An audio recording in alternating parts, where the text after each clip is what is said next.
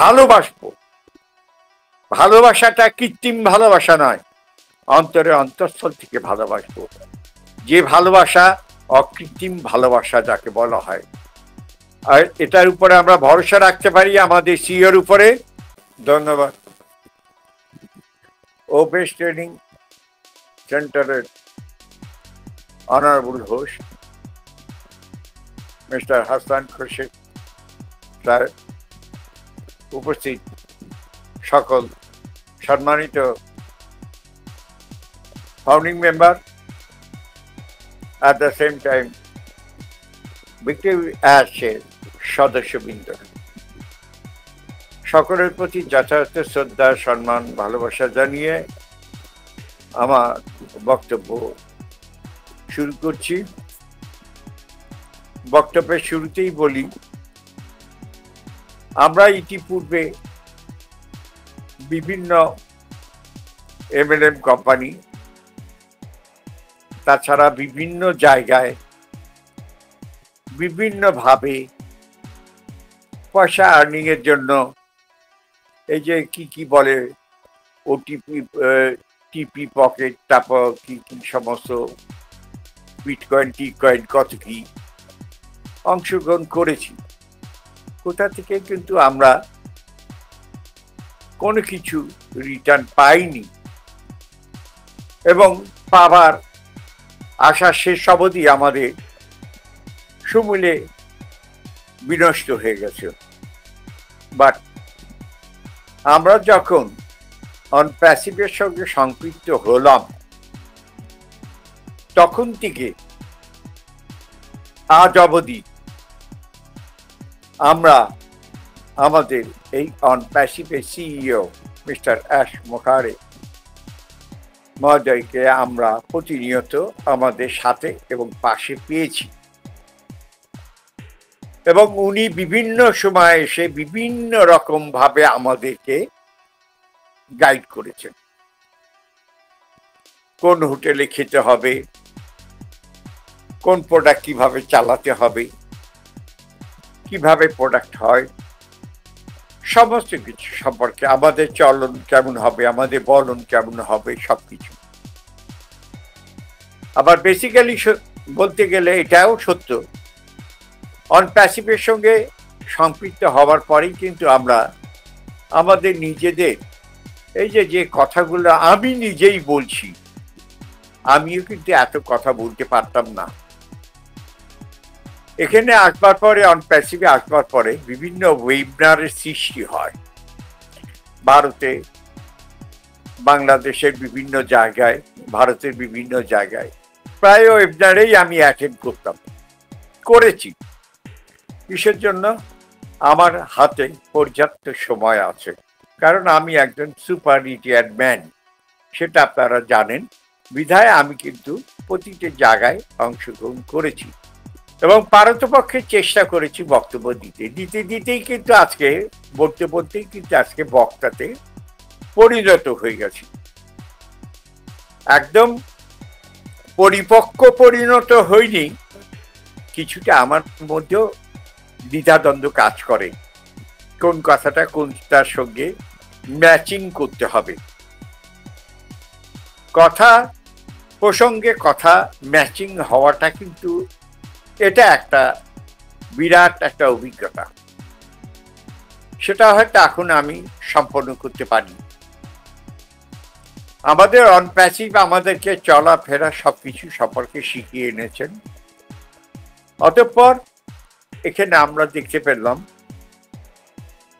এক পর্যায়ে এসে, যখন আমাদের কোম্পানিটা একটা গ্লোবালি লঞ্চের পথে, যখন আমাদের ধান কাটা হয়েছে, গোলায় তুলবার পালা, সেই সময় কিন্তু একটা অ্যাক্সিডেন্ট হয়ে গেল। দ্যাট ইজ একটা কেস ফর্ম হলো আমাদের কোম্পানির এগেনস্টে এবং আমাদের কোম্পানি যারা উপরে ব্যক্তিত্ব ছিলেন, যাদেরকে সুপিরিয়র পোস্ট দেওয়া হয়েছিল, তারাও কিন্তু ফাউন্ডিং মেম্বার, তারাই কোম্পানির সঙ্গে এই বিট্রে করতেন। তাদের নাম বলতে পারি, কিন্তু এখন বলা যুক্তিযুক্ত নয় বলে আমি মনে করি। যাই হোক, তারা করার পরেই কিন্তু অন প্যাসিভটা কিন্তু হেল্ড আপ হয়ে যায়। হেল্ড আপ হলে কি হবে, তখন কিন্তু আমাদের সিও মহোদয় বলেছেন, আমি যদি বেঁচে থাকি তাহলে আমি কিছু একটা করব। তখন থেকেই কিন্তু উনি এই কাজটি করা শুরু করেছেন এবং সে কাজটি কিন্তু উনি পর্দার অন্তরালে করছিলেন। অতঃপর ওপেন হলেন কখন, যখন উনি এসিসির কেসে অর্থাৎ কোর্টকে আপনার $4 মিলিয়ন পেনাল্টি দিলেন, অথবা আমি বলবো অ্যাপিলে করার জন্য দিলেন, দ্যাট ইজ $40 লাখ দিয়ে উনি সম্ভবত অ্যাপিল করে রাখলেন।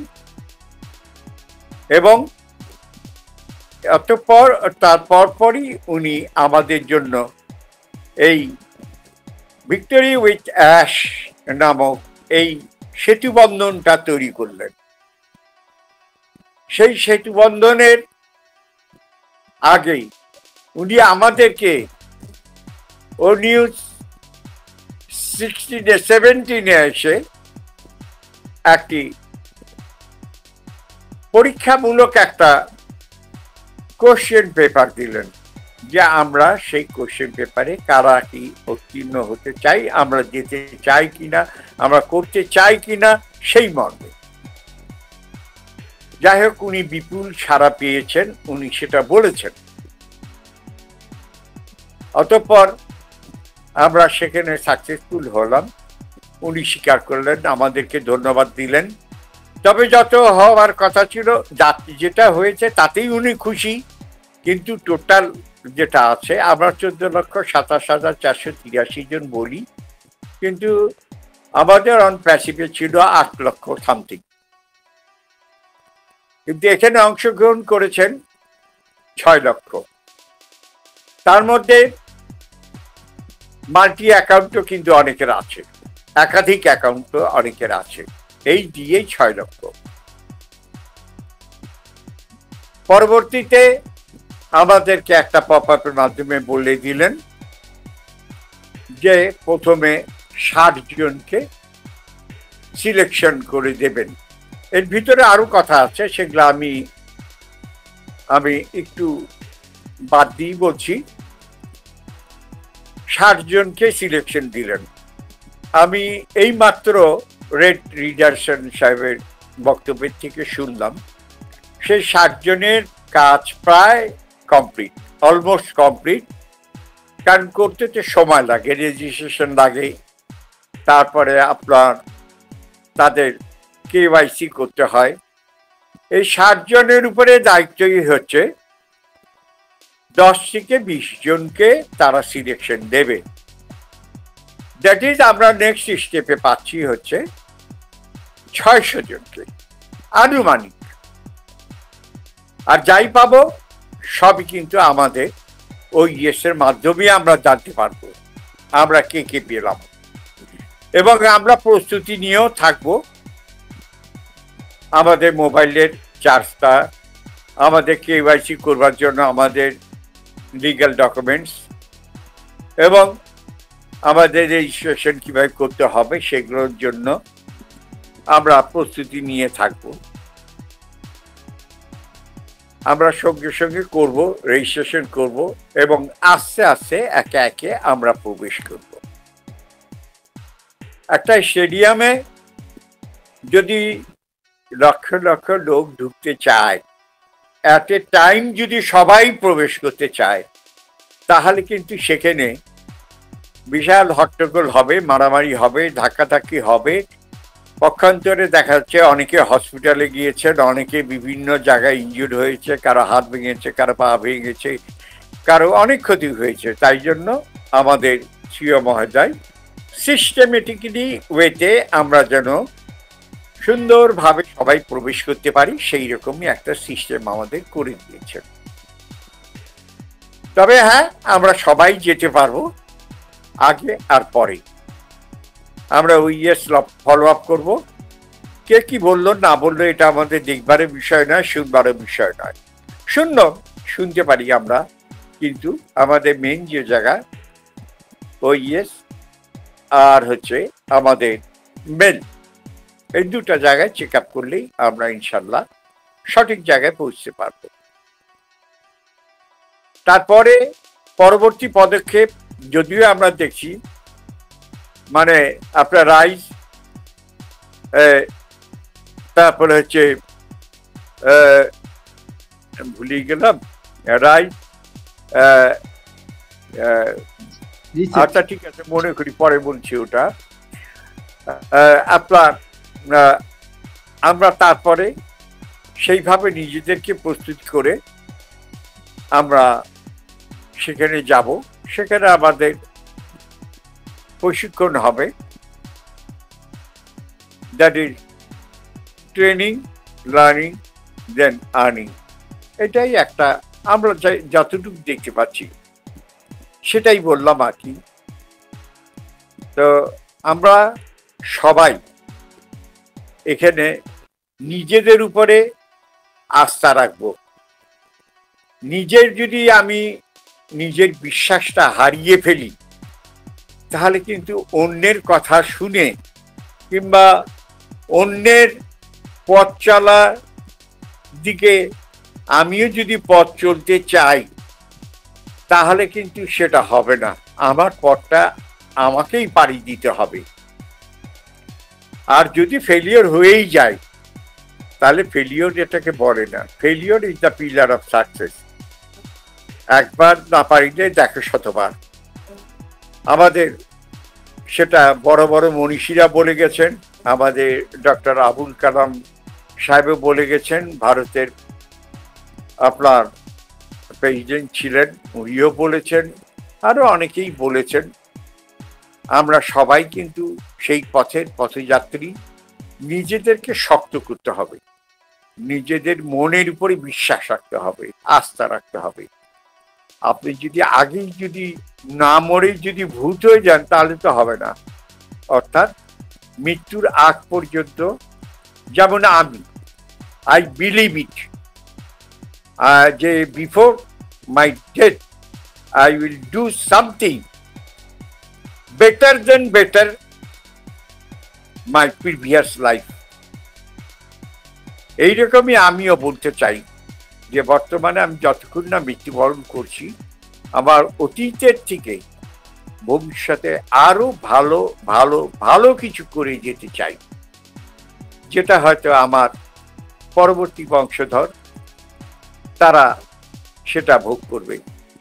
বিধায় আমাদের সবারই মন মানসিকতা অলরেডি পরিবর্তন হয়ে গেছে। আমরা সবাই সত্যিকারই সুন্দর মন মানসিকতার মানুষ হয়ে তৈরি হতে পেরেছি। তবে হ্যাঁ, সবাই হতে পারেনি, কিছু কিছু অমানুষ কিন্তু আমাদের মধ্যে এখানে তৈরি হয়েছে। আপনারা লক্ষ্য করে দেখেছেন, আমাদের এই ওয়েবিনারেই কিন্তু স্ক্রিনশটের মধ্যে কিছু অশালীন দৃশ্য আমাদেরকে প্রদর্শন করা হয়েছে। কিছু অশালীন বিকৃতি ও মন মানসিকতার কিছু মানুষ আছে পৃথিবীতে, যারা সভ্যতা ভব্যতা কাকে বলে সেটা তারা আজও অবধি শিখে নেই, শিখতেও পারবে না তারা। যারা মানুষকে সম্মান করতে জানে না, যারা অন্যকে সম্মান করতে জানে না, তারা মানুষ হবার যোগ্যতা তারা রাখে না এবং তারা হতেও পারবে না।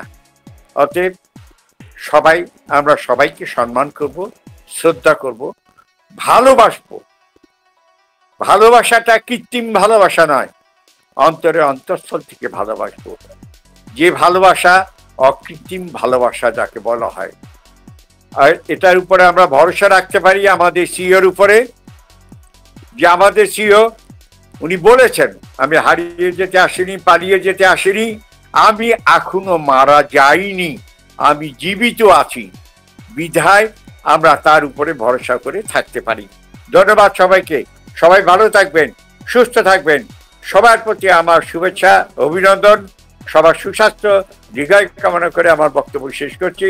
আসসালামু আলাইকুম ওয়া রাহমাতুল্লাহি ওয়া বারাকাতুহু। ওয়ালাইকুম আসসালাম ওয়া রাহমাতুল্লাহ। অসংখ্য ধন্যবাদ স্যার আপনাকে। একদম সেই ফাটাফাটি আলোচনাটা। এই আলোচনাটা খুবই আমার ভিতরে মনোমুগ্ধ হলো যে আপনি সত্যি যে মন থেকে কথাগুলো বলছেন, এটা তো লিখিত কোনো কথা নয়। একদম মন থেকে। দারুণ কথা বলেছেন, সব বিষয়ে টাচ দিয়েছেন। আপনাকে অসংখ্য ধন্যবাদ।